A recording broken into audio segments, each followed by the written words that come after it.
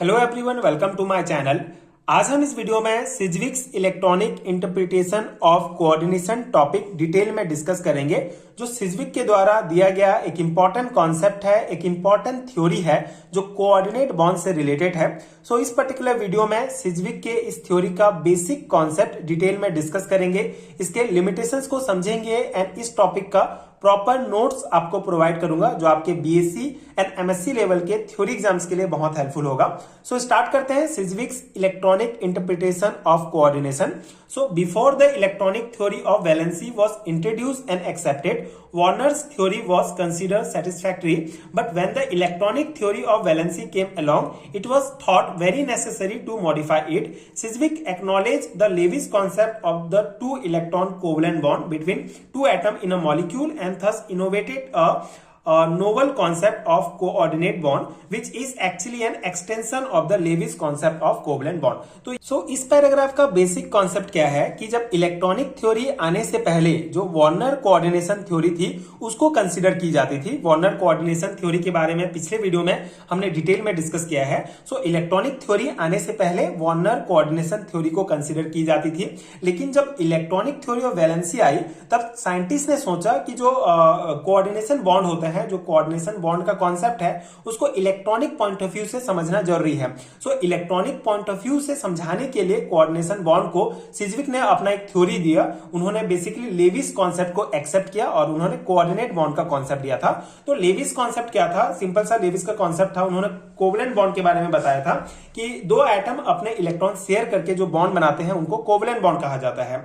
सो Levi's concept को आगे बढ़ाते हुए, उनको लेविस कॉन्सेप्ट को एक्सेप्ट करते हुए उसके कॉन्सेप्ट के आधार पर जो सिज्विक थे उन्होंने कोऑर्डिनेट बॉन्ड का कॉन्सेप्ट इनोवेट किया। ठीक है, तो जो हमारा कोऑर्डिनेट बॉन्ड होता है इसका कॉन्सेप्ट सिज्विक ने क्या दिया कि ऐसा बॉन्ड जिसमें दोनों इलेक्ट्रॉन एक ही एटम देता है उनको कोऑर्डिनेट बॉन्ड कहा जाता है। ठीक है, तो सिंपल सा कॉन्सेप्ट है सिज्विक के इस थ्योरी का कि पहले जो है हमारा वार्नर कोऑर्डिनेशन थ्योरी चलता था, लेकिन बाद में फिर इलेक्ट्रॉनिक थ्योरी जब आया तो उसमें क्या था कि जो कोऑर्डिनेट बॉन्ड था उसको इलेक्ट्रॉनिक पॉइंट ऑफ व्यू से समझाने के लिए सिज्विक ने अपना ये थ्योरी दिया। उसमें उन्होंने लेविस कॉन्सेप्ट को एक्सेप्ट किया। लेविस ने बताया था कोवलेंट बॉन्ड के बारे में, जिसमें यह होता है कि दो एटम अपने एक एक इलेक्ट्रॉन शेयर करके, दो एटम जो है अपने एक एक इलेक्ट्रॉन शेयर करके एक बॉन्ड बनाते हैं। ठीक है, ये लेविस का कॉन्सेप्ट था। तो इसी को एक्सेप्ट करके, इसी को आगे बढ़ाते हुए सिज्विक ने क्या किया, एक कोऑर्डिनेट बॉन्ड को इनोवेट किया। उन्होंने बताया कि जिसमें जो दोनों इलेक्ट्रॉन होगा, ठीक है, एक बॉन्ड बनाने के लिए, जैसे मेटल और लिगेंड के बीच एक बॉन्ड है, तो ये बॉन्ड बनाने के लिए जो दो इलेक्ट्रॉन की आवश्यकता होती है, दोनों इलेक्ट्रॉन जो है एक ही एटम देगा, तो इस बॉन्ड को कोऑर्डिनेट बॉन्ड कहा जाता है। तो यही कॉन्सेप्ट जो है सिज्विक ने दिया था, कोऑर्डिनेट बॉन्ड के बारे में बताया था। ठीक है, As per Sidgwick concept, the ligand linked with a central metal ion possesses atom which have at least one unshared electron pair.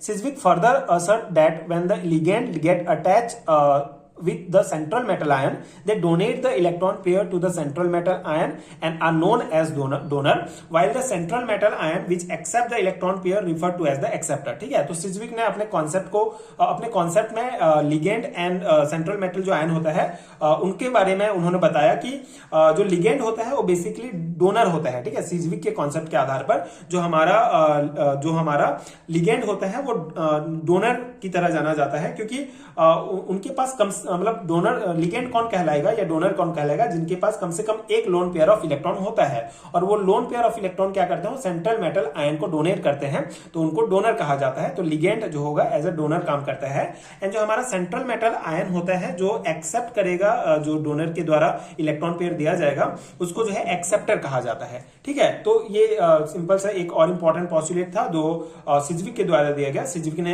Concept में ये बताया कि जो एक लोन पेयर इलेक्ट्रॉन देगा वो लिगेंड होगा और जो एक्सेप्ट करेगा वो सेंट्रल मेटल आयन होगा। ठीक है, जिसको एक्सेप्टर कहा जाता है। तो ये कॉन्सेप्ट था, और उन्होंने अपने कॉन्सेप्ट में एक चीज ये भी बताया था कि जो सेंट्रल मेटल आयन होते हैं ये एक्सेप्टर इसलिए होते हैं क्योंकि जनरली मेटल्स के पास जो है एक एम्प्टी ऑर्बिटल होता है, जिसके कारण वो लोन पेयर ऑफ इलेक्ट्रॉन को अपने उस एम्प्टी ऑर्बिटल में फिट कर सकते हैं। तो ये कॉन्सेप्ट जो है सिज्विक ने अपने इस थ्योरी में दिया था।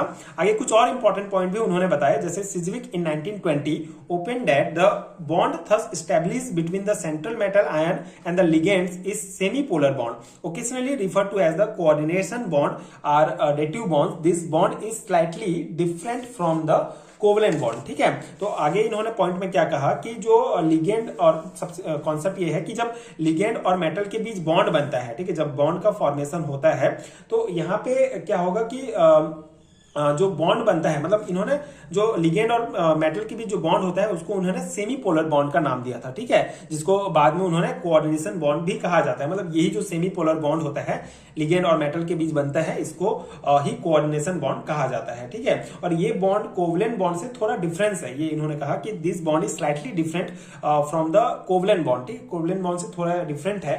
The only difference is found in the mode of its formation. The bond which is established may be denoted as metal ligand, which show that the donor group L ligand has donated one electron pair to the metal M acceptor। ठीक है, तो simple से इसके concept हैं। इन्होंने basically ये कहा कि जो कोवलेंट बॉन्ड होता है एंड कोऑर्डिनेट बॉन्ड, जो उन्होंने कॉन्सेप्ट दिया, उन दोनों में एक स्लाइटली डिफरेंस होता है। उन्होंने मेन डिफरेंस जो है सिर्फ मोड ऑफ फॉर्मेशन में होता है। ये कहा मोड ऑफ फॉर्मेशन, इसका मतलब ये है कि कोवलेंट बॉन्ड में जैसे मतलब सिंपल सा है, कोवलेंट बॉन्ड में अगर हम देखें तो जो दो एटम होगा, ठीक है, दो एटम के बीच एक जो बॉन्ड बनेगा, तो दो एटम जो है एक एक इलेक्ट्रॉन शेयर करेंगे। ठीक है, ये अपना एक इलेक्ट्रॉन देगा, ये अपना एक इलेक्ट्रॉन देगा, और जो बॉन्ड बनेगा उसको कोवलेंट बॉन्ड कहते हैं। लेकिन कोऑर्डिनेशन बॉन्ड में क्या होता है कि इसमें दोनों जो इलेक्ट्रॉन होगा, ठीक है, जैसे ये मेटल है, ये लिगेंड है, तो लिगेंड जो है दोनों इलेक्ट्रॉन लिगेंड ही शेयर करेगा और बॉन्ड बनाएगा।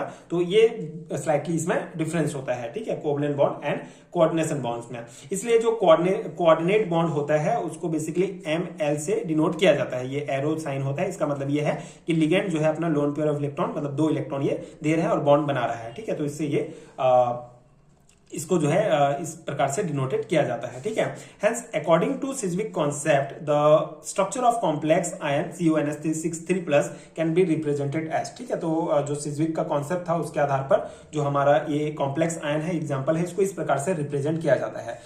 तो इस डायग्राम का सिंपल सा मतलब है कि ये जो हमारा CO है ये हमारा सेंट्रल मेटल आयन है। ठीक है, CO3+ आयन है ये हमारा।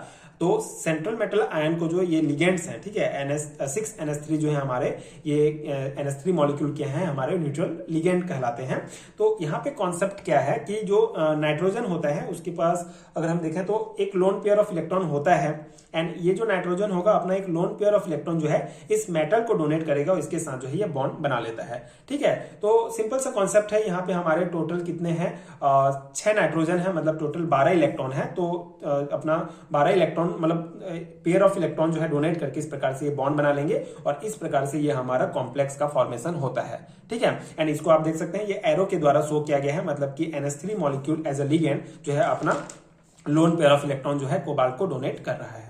ठीक है, तो ये कॉन्सेप्ट है। तो टोटल 6 पेयर ऑफ इलेक्ट्रॉन, मतलब टोटल 12 इलेक्ट्रॉन जो है कोबाल्ट आयन को डोनेट करता है और इस प्रकार से कॉम्प्लेक्स का फॉर्मेशन होता है। ठीक है, तो इसी कॉन्सेप्ट को यहाँ पे थ्योरी पॉइंट में लिखा गया है। Apparently in the forming of the bond between the 6 ligand that are NH3 molecules and the central metal CO3+ ion, the n atom of each NH3 molecule donates one electron pair to CO3 ions. Thus, all in all, 12 electron, 6 pair of electrons are donated by 6 ligand to CO3+ ion. In the above diagram, and an arrow represented the donation of an electron pair by NH3 molecule. ठीक है, तो जो हमने concept समझा कि ये हमारे NH3 molecule as a donor ligand है जो अपना lone pair of electron donate करेंगे कोबाल्ट सेंट्रल मेटल आयन को और बॉन्ड बनाएंगे और कॉम्प्लेक्स का फॉर्मेशन होगा। तो ये सिंपल कॉन्सेप्ट है। ठीक है, तो यही था सिज्विक का जो थ्योरी था, सिज्विक इलेक्ट्रॉनिक इंटरप्रिटेशन ऑफ कोऑर्डिनेशन का जो टॉपिक था उसका मेन यही कॉन्सेप्ट था। ठीक है, कोऑर्डिनेशन बॉन्ड के बारे में ही उन्होंने बताया। उन्होंने लेविस कॉन्सेप्ट का जो कोवलेंट बॉन्ड था उसको एक्सेप्ट किया था, उसी के आधार पर थोड़ा सा उसको आगे बढ़ाते हुए कोऑर्डिनेशन बॉन्ड के बारे में बताया था। ये सिंपल सा कॉन्सेप्ट है, आप इसके पॉइंट्स लिख सकते हैं ये पोस्टुलेट्स के रूप में, एंड ये एक एग्जांपल देके आप इसको समझा सकते हैं। तो ये हो गया हमारा इसका बेसिक कॉन्सेप्ट। अब इसके लिमिटेशंस को हम डिस्कस कर लेते हैं। Limitations of Sidgwick electronic interpretation of coordination. So the concept concept of valency proposed by Sidgwick seems to have many disadvantages which are listed as under। ठीक है, तो ये जो थ्योरी था जो सिज्विक के द्वारा दिया गया था, इसके बहुत सारे डिसएडवांटेज भी हैं, बहुत सारे इसके लिमिटेशंस हैं, जिसको हम यहाँ पे एक एक करके डिस्कस करेंगे। ये भी इंपॉर्टेंट है, कभी आप थ्योरी एग्जाम की प्रिपरेशन कर रहे हैं, आपके सिलेबस में टॉपिक दिया गया है, तो उस टॉपिक से रिलेटेड जितने भी इंपॉर्टेंट पॉइंट हैं, जो टॉपिक बन रहे हैं, वो आपको अच्छे से प्रिपेयर करना पड़ेगा, क्योंकि 4 मार्क्स के क्वेश्चंस भी पूछे जाते हैं, 3 मार्क्स के भी पूछे जाते हैं, तो लिमिटेशंस आपको पूछे जा सकते हैं। तो सिंपल से हैं इसके लिमिटेशन। जैसे पहला अगर हम देखें, so the electron pairs donated by the ligands to the central can bring about a reduction in a positive charge of the central cation on account of the negative charge developing on the metal ion. A partial ionic character develop in the complex rendering it less stable. ठीक है, तो ये पहला हमारा limitations है। तो पहला limitations का मेन पॉइंट ये है कि कॉम्प्लेक्स अनस्टेबल हो जाता है। ठीक है, इसमें ये कॉन्सेप्ट बताया जा रहा है कि इसका लिमिटेशंस ये है कि जो कॉम्प्लेक्स हमारा बन रहा है वो अनस्टेबल हो जाता है। कैसे, देखिए, मेटल आयन पे पॉजिटिव चार्ज होता है, जैसे हमने एग्जांपल देखा, कोबाल्ट हमारा मेटल आयन था। ठीक है, तो CO3+ था, मतलब मेटल आयन में क्या होता है, हमारा पॉजिटिव चार्ज होता है। लेकिन जब लिगेंड होता है, जैसे NH3 जो होगा, जब लिगेंड अपना इलेक्ट्रॉन पेयर डोनेट करता है, ठीक है, सेंट्रल मेटल आयन को, तो मेटल आयन के आसपास जो होता है वो ज्यादा नेगेटिव चार्ज आ जाता है। ठीक है, लिगेंड अपना लोन पेयर ऑफ इलेक्ट्रॉन इसे डोनेट करेगा, तो इसके पास नेगेटिव चार्ज आ जाएगा आसपास, और इसके कारण जो मेटल आयन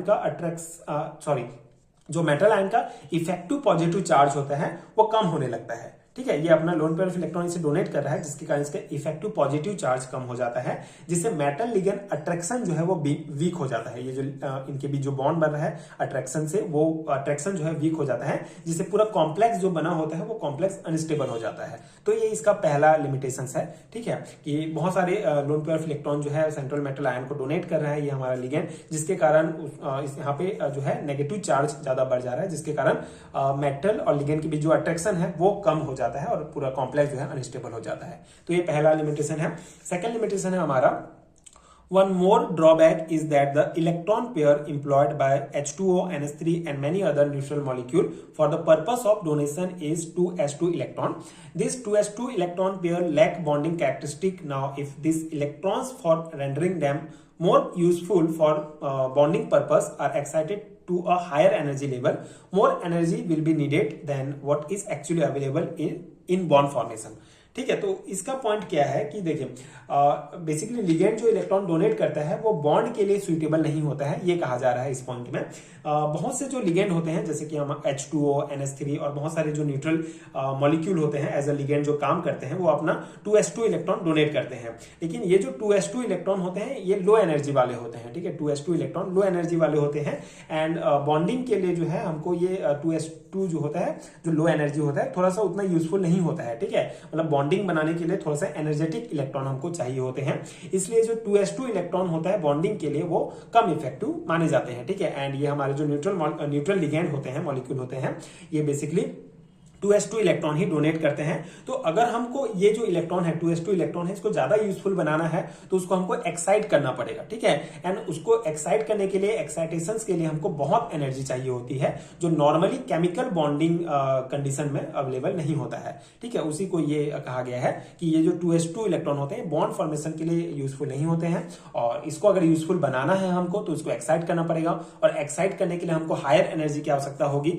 तो हायर एनर्जी जो है हमको मतलब नॉर्मल ये जो केमिकल बॉन्डिंग वाला कंडीशन है इसमें अवेलेबल नहीं होता है, तो ये भी एक इसका लिमिटेशन कहलाता है। ठीक है, थर्ड हमारा लिमिटेशन है, moreover in the end some other complexes are predominantly ionic in character, so the force operating between the central atom and the ligand may be viewed as basically electrostatic fluoro complex of metal furnish good example of this kind of complexes. ठीक है, तो third limitations का main point ये है कि सभी complex जो है कोवलेंट बॉन्ड नहीं बनाते हैं। मतलब जो सिज्विक का कॉन्सेप्ट था, सिज्विक के कॉन्सेप्ट का मेन ये था कि जो लिगेंड होते हैं हमारे क्या करते हैं, इलेक्ट्रॉन पेयर डोनेट करते हैं। ठीक है, लिगेंड हमारे इलेक्ट्रॉन पेयर डोनेट करते हैं, जो मेटल आयन होते हैं वो हमारे इलेक्ट्रॉन पेयर एक्सेप्ट करते हैं। ठीक है, ये सिज्विक का कॉन्सेप्ट था, एंड इससे जो है कोऑर्डिनेट बॉन्ड का फॉर्मेशन होता है। ठीक है, लिगेंड अपना डोनेट किया मेटल को, एक लोन पेयर ऑफ इलेक्ट्रॉन, और इनके बीच जो बॉन्ड बना उसको कहा जाता है कोऑर्डिनेट बॉन्ड। ये मेन कॉन्सेप्ट है।